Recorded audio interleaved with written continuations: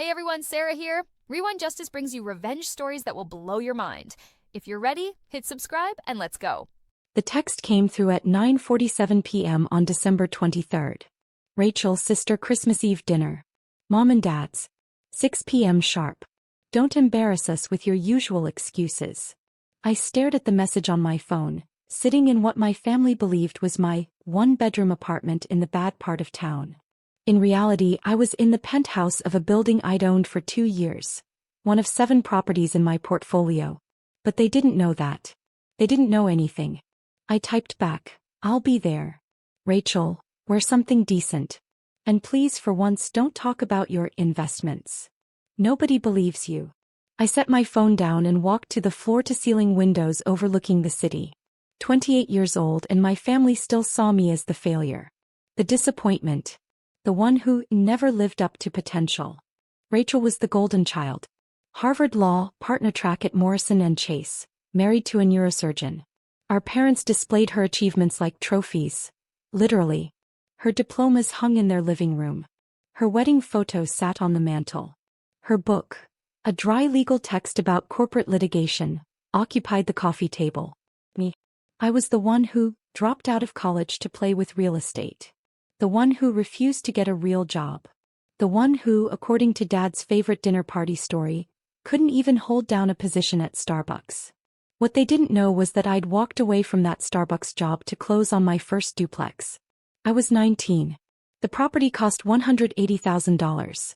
Bought with money I'd saved from 3 jobs and a small inheritance from Grandpa that Mom had tried to talk me out of using. "You'll lose it all," she'd warned.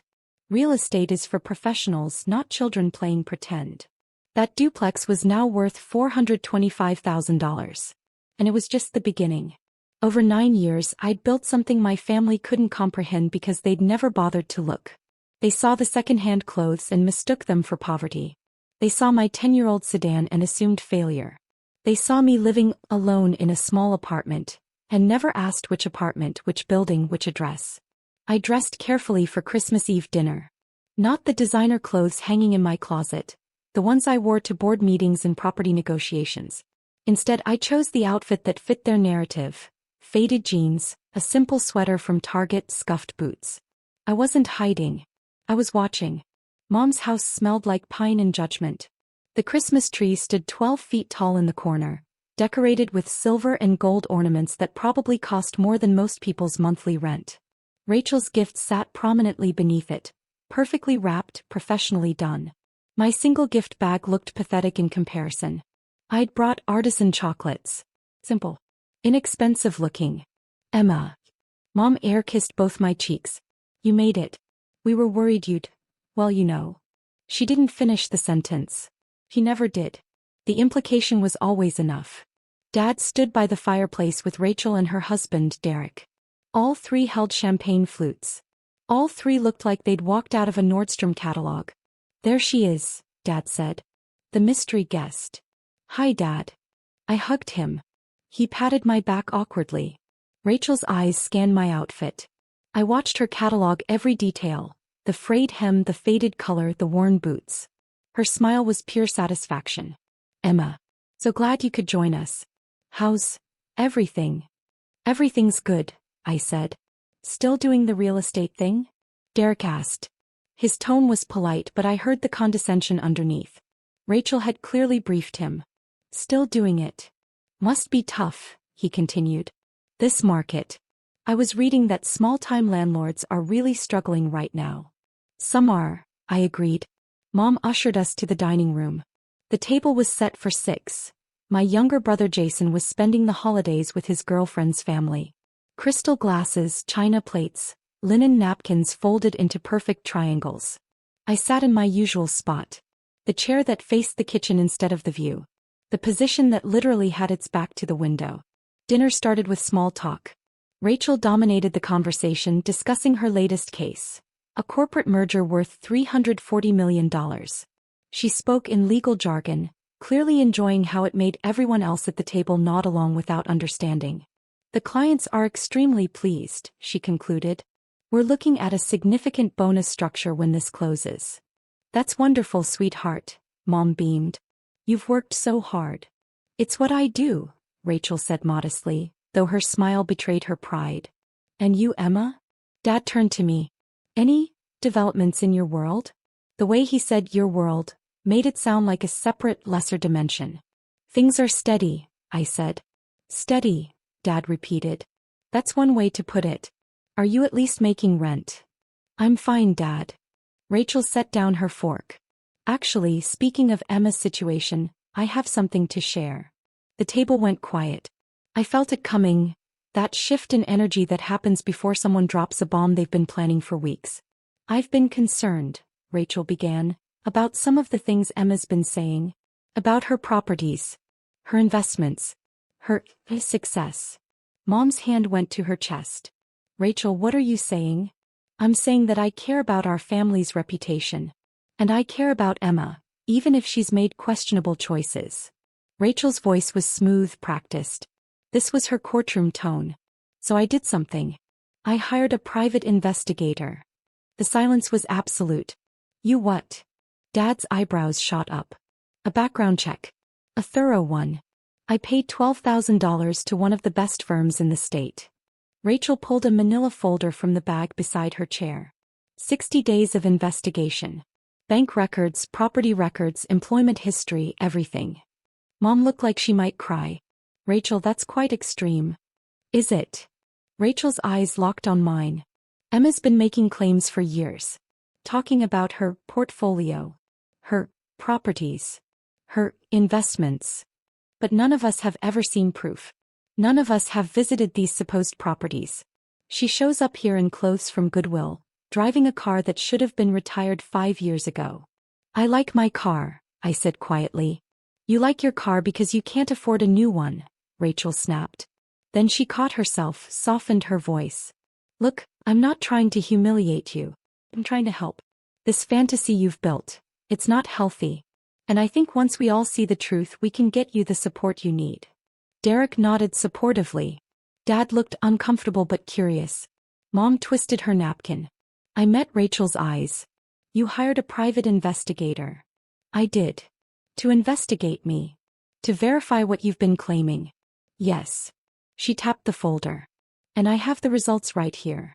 Rachel, Mom started, maybe this isn't the right time. It's exactly the right time, Rachel interrupted. We're family. Family doesn't let family live in delusion. The investigator is actually here. I asked him to come by after dinner to present his findings professionally. As if on cue, the doorbell rang. Mom opened the door to reveal a man in his late 50s, wearing a dark suit and carrying a leather briefcase. His face was weathered, professional, unreadable. Mrs. Patterson? I'm Thomas Mitchell. We spoke on the phone. Yes, of course. Please come in. Rachel stood, suddenly the ringmaster of her own circus. Everyone, this is Mr. Mitchell. 23 years as a private investigator, former FBI, specializes in financial background checks. I hired him to conduct a comprehensive investigation into Emma's claims about her financial situation. Mr. Mitchell nodded to the room. His eyes lingered on me for a moment, just a moment, before he took the seat Rachel indicated. I want to thank you all for having me during the holidays, he began. I know this is unusual, but Miss Patterson, your daughter Rachel, was very insistent that this information be shared with the family. We just want the truth, Dad said, settling into his chair like he was preparing for a show. Of course. Mr. Mitchell opened his briefcase. I conducted a 60-day investigation into Emma Catherine Patterson, age 28, currently residing at, he paused, consulting his notes, 342 Harbor Street, Unit 12A. Rachel leaned forward. The apartment in the bad neighborhood. Actually, Mr. Mitchell said, that address is the penthouse unit of Harbor Towers. The building has 24-hour security, a doorman, and amenities including a rooftop pool and private gym. Rachel's smile flickered. She probably has a friend who lives there. Emma, are you house-sitting? I said nothing. Mr. Mitchell continued. The investigation covered several areas. Employment history, bank records, property ownership, business registrations, and public records. What I found was comprehensive. He pulled out the first document. Let's start with property ownership. Emma Patterson is listed as the sole owner of 7 properties within the metropolitan area. Mom gasped. Dad leaned forward. Rachel's face went rigid. 7. Dad repeated. Yes, sir. Mr. Mitchell laid out property records one by one. Property 1. Harbor Towers Penthouse Unit. Current market value, approximately $1.2 million. Purchased in 2023 for $980,000. Cash transaction. Cash. Mom whispered. Property 2. A duplex on Riverside Avenue. Purchased in 2016 for $180,000. Now valued at $425,000. Currently rented to 2 tenants, generating $3,400 per month in rental income. Rachel's hand gripped her champagne glass so hard I thought it might shatter. Property 3. A 4-unit building on Manchester Street. Purchased in 2018 for $620,000. Current value $1.1 million. Fully occupied, generating $7,200 monthly. Mr. Mitchell continued through the list. A small commercial property. 2 single-family homes purchased at foreclosure auctions. A condo downtown that I used as a short-term rental. Total current market value of all 7 properties, he concluded, is approximately $7.3 million. Total equity, after mortgages on 3 of the properties, is $5.8 million. The silence was so complete I could hear the grandfather clock ticking in the hallway. That's... Dad started then stopped. Impossible, Rachel finished. This has to be wrong. Emma doesn't have that kind of money. She doesn't have that kind of credit. She doesn't. I also investigated Ms. Patterson's business entities, Mr. Mitchell interrupted smoothly. She operates under an LLC called Patterson Property Holdings. The company has been in good standing since 2017. Annual revenue from rental income and property appreciation has averaged $340,000 over the past 3 years. Derek coughed. $340,000? Sir. That's gross revenue, of course. After expenses, mortgage payments, taxes, and management fees, her net annual income from real estate activities is approximately $185,000. Mom looked at me like she'd never seen me before. Emma. Additionally, Mr. Mitchell said, Ms. Patterson works as a consultant for several real estate investment firms. Her fee is typically $15,000 per consultation. She averaged 23 consultations last year. Rachel did the math in her head. I watched her face go pale. That's... She started. $345,000 in consulting fees, I said quietly. It was the first time I'd spoken since the investigator arrived. Before taxes. This can't be real, Rachel insisted, but her voice had lost its certainty. Dad, this has to be some kind of fraud. Identity theft. Something. Mr. Mitchell pulled out more documents. I verified everything personally. Bank statements, tax returns, property deeds, all cross-referenced. I even drove to each property and confirmed ownership with the county assessor's office. He slid a photograph across the table. This was taken yesterday. Ms. Patterson exiting Harbor Towers. The doorman confirmed she's the owner of the penthouse, has lived there for 2 years. The photo showed me in my usual casual clothes carrying groceries. Nothing special. Nothing that screamed millionaire. But why? Mom's voice broke. Why would you hide this from us? I met her eyes. I didn't hide it. I just stopped talking about it after the first 100 times you told me I was delusional. Rachel's face cycled through emotions. Shock, denial, anger, and finally something like fear. Wait. If this is all true, if you actually have $7 million in real estate, then why do you dress like that? Why drive that car? Why live like you're broke? I don't live like I'm broke, I said calmly. I live below my means. There's a difference. You show up here in second-hand clothes. I wear what's comfortable. And I do buy some things second-hand. It's better for the environment and my budget. Your budget. Rachel's voice climbed. You have millions. I have equity. That's not the same as liquid cash. And even if I liquidated everything tomorrow, I wouldn't waste money on designer clothes I don't need just to impress people who've already decided I'm a failure. The words hung in the air. Mom flinched. Dad cleared his throat. Emma, we never said you were a failure. I looked at him. Really looked at him. Dad, you've introduced me as Our daughter who couldn't hack it in college, at least a dozen times. You've told dinner party guests that I refuse to get a real job. You've asked me in front of extended family if I'm at least making rent. I was concerned. You were embarrassed, I corrected. You were embarrassed that I didn't follow Rachel's path. That I didn't go to an Ivy League school. That I didn't become a lawyer or a doctor. That I chose real estate instead of something you could brag about at the country club. Mom's eyes filled with tears. We only wanted what was best for you. You wanted what looked best, I said. There's a difference. Rachel slammed her hand on the table. This is ridiculous. You're making us sound like monsters when all we've ever done is try to help you. Help me. I turned to her. Rachel, you just paid $12,000 to hire a private investigator to prove I was lying. You planned this whole dinner around humiliating me in front of our parents. You brought this man here on Christmas Eve specifically to expose what you thought would be my fraud. Because you were lying. Rachel shouted. You've been lying for years about your success. I never lied, I said quietly. I told you the truth. You just didn't believe it. Mr. Mitchell stood. I think my work here is done. Ms. Patterson, Rachel, you have my full report in writing. The invoice for my services will be emailed tomorrow. He nodded to the room. Merry Christmas. Mom walked him to the door in a daze. When she returned, the dining room felt like a crime scene. Derek stared at his plate. Dad looked shell-shocked. Rachel's perfectly applied makeup couldn't hide the red splotches on her cheeks. I need to understand, Mom said, sitting down slowly. When did this start? How did we not know? It started with Grandpa's inheritance, I said. The $50,000 he left me when I was 19. You told me to put it in a savings account and be responsible. I bought a duplex instead. That was 10 years ago, Dad calculated. 9, I corrected. I was 19, not 18. And yes, I've been building this portfolio for 9 years. Every rental property generated income.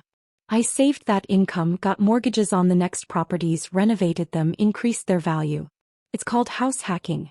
It's a legitimate investment strategy. Rachel found her voice.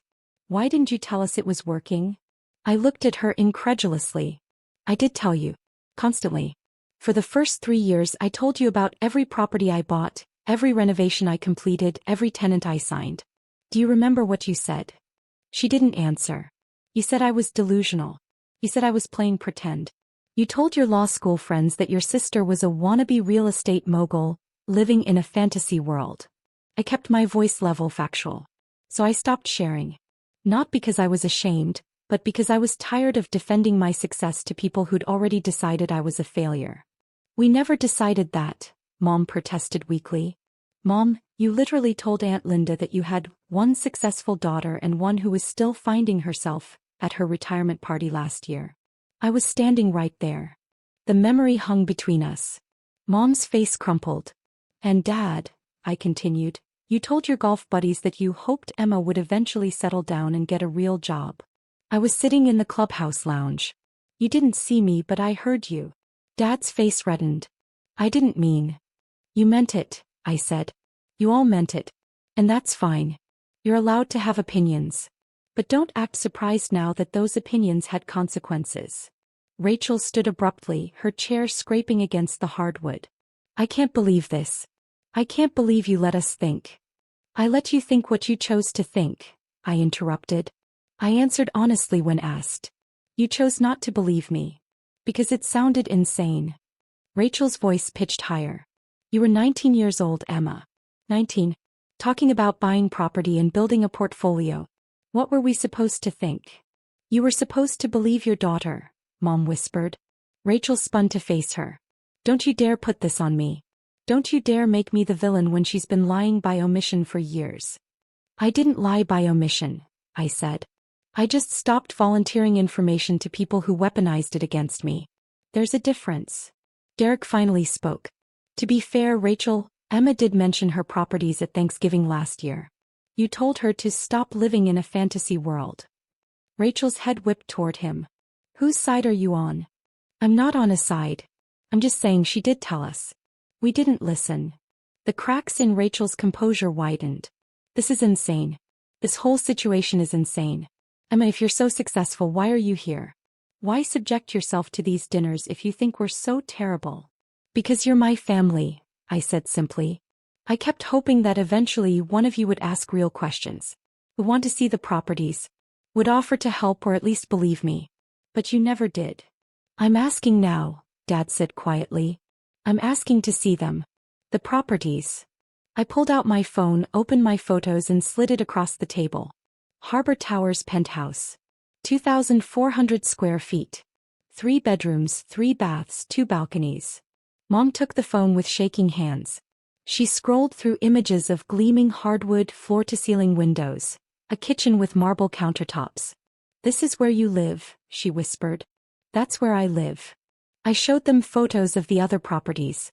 The duplex with its renovated units. The 4-unit building with its new roof and updated plumbing. The commercial property that housed a popular cafe on the ground floor. Why? Mom asked. Why not show us this before? Because you didn't want to see it, I said. You wanted me to be who you expected. The failure. The cautionary tale. The one who didn't live up to potential. It was easier for you to believe that than to admit you were wrong. The words were harsh, but my tone was gentle. I wasn't trying to hurt them. I was trying to make them understand. Rachel's phone buzzed. She glanced at it and her face went even paler. That's the investigator's invoice. $12,000 for a 60-day investigation that proved my sister is more successful than I am. That's not what it proved, I said. Isn't it? Rachel's laugh was bitter. You have $7 million in real estate, Emma. I have student loans and a mortgage. You make more in a year than I do, and you don't even have a law degree. Success isn't a competition, Rachel. It is in this family. The words burst out of her. It always has been. Top grades, best school, biggest achievements. That's how we were raised. And I did everything right. I followed every rule. I got the perfect grades, the perfect internships, the perfect job. And you, she gestured at me wildly, you dropped out of college and bought a duplex and somehow ended up ahead. The truth settled over the table like snow. Is that what this is about? I asked quietly. You're angry because I succeeded without following your path? I'm angry because you made me look like a fool. Rachel shouted. I spent $12,000 to prove you were a liar, and instead I proved that I'm the one who doesn't know her own sister. Do you know how humiliating that is? Yes, I said. I do. Because I've felt that humiliation at every family dinner for 9 years. The silence that followed was different. Heavier. More honest. Mom was crying quietly. Dad stared at his untouched dessert. Derek looked like he wanted to be anywhere else. Rachel sat down slowly. I don't know what to say. You don't have to say anything, I replied. But if you want to know about my life, my real life, I'm willing to share it. I always have been. We sat there for what felt like hours, though it was probably only 30 minutes. Mom asked questions about the properties, how I found them, how I financed them, how I managed tenants. Dad wanted to know about the consulting work, how I'd built that reputation. Rachel was mostly quiet, occasionally asking a technical question about property law or tax strategy. Derek, surprisingly, was the most engaged. He'd been interested in real estate investing but never pursued it. We talked about markets, appreciation rates, and rental yields. I can't believe we didn't know, Mom said again. I can't believe we were so blind. You weren't blind, I corrected. You were convinced. There's a difference. You'd convinced yourselves of a narrative about who I was, and anything that contradicted that narrative got dismissed as fantasy. Why did you keep coming to these dinners? Dad asked. If we made you feel so terrible, why keep subjecting yourself to it? I considered the question carefully. Because I wanted you to ask. I wanted you to care enough to look past your assumptions. And because despite everything, you're my family. I kept hoping that someday we'd get to this conversation. Well, we're here now, Rachel said. Her voice was hollow. Congratulations, Emma. You were right. We were wrong. You're successful. We're assholes. What do you want, an apology? I don't want an apology, I said. I want a relationship that's based on who I actually am, not who you think I should be. Mom reached across the table and took my hand. I'm sorry. I'm so sorry. We should have believed you. We should have trusted you. We should have asked questions instead of making assumptions. We failed you, Dad added. His voice cracked. As parents, we failed you. I squeezed Mom's hand. You didn't fail me. You just didn't see me. But you can see me now. Rachel stood abruptly. I need air. She walked to the back patio. Derek followed after a moment. Through the glass doors I watched them talk. Rachel was gesturing, probably explaining, definitely processing. Derek put his arm around her shoulders. She's struggling with this, Mom observed. I know. She's always been so competitive. Always needed to be the best. I know that too. Dad cleared his throat. Can I ask you something? Why the old car? Why the second-hand clothes? If you have the money. Because I don't need a new car. Mine runs fine. And I don't need designer clothes to feel valuable. I learned early on that stuff doesn't matter. What matters is security, freedom, and building something that lasts. I paused. Also, every dollar I don't spend on a new car is a dollar I can invest in the next property. He laughed. A real laugh. You sound like my father. Your grandfather. He was the same way. Drove the same truck for 20 years, lived in a modest house but invested every spare dollar. He's the one who taught me, I said. Before he died, he sat me down and told me that real wealth isn't what you show people. It's what you build when no one's watching. Mom's tears came harder. He would be so proud of you. I hope so. Rachel and Derek came back inside. Rachel's eyes were red, but her voice was steady. I owe you an apology. A real one. Not just for tonight but for years of dismissing you. For calling you delusional. For hiring an investigator to humiliate you. Apology accepted, I said. I don't know if I can fix this, she continued. I don't know if we can go back. We can't go back, I interrupted. But we can go forward. If you want to. She nodded slowly. I'd like that. And I'd like to see your properties. Actually see them. If you're willing to show me. I'd like that too. We spent the rest of Christmas Eve talking. Really talking for the first time in years. I showed them detailed financials, property photos, tenant agreements. Dad asked surprisingly sophisticated questions about cap rates and cash-on-cash returns. Mom wanted to see the penthouse in person. Can we come by sometime? She asked. I'd love to see where you actually live. Anytime, I said. I mean that. Derek and I exchanged numbers. He wanted advice on a small investment property he'd been considering. I'd pay your consulting fee, he insisted. Family discount, I countered. One free consultation. After that we negotiate. Rachel was quieter but she was listening. Really listening. At one point she asked, when you bought that first duplex were you scared? Terrified, I admitted.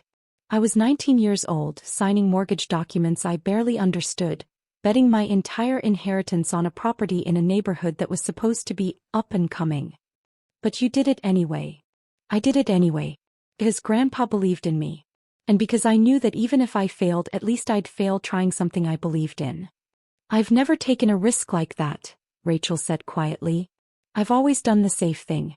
The expected thing. There's nothing wrong with that, I said. We're just different people with different paths. But you're ahead, she said. Financially, I mean. Your net worth is higher than mine.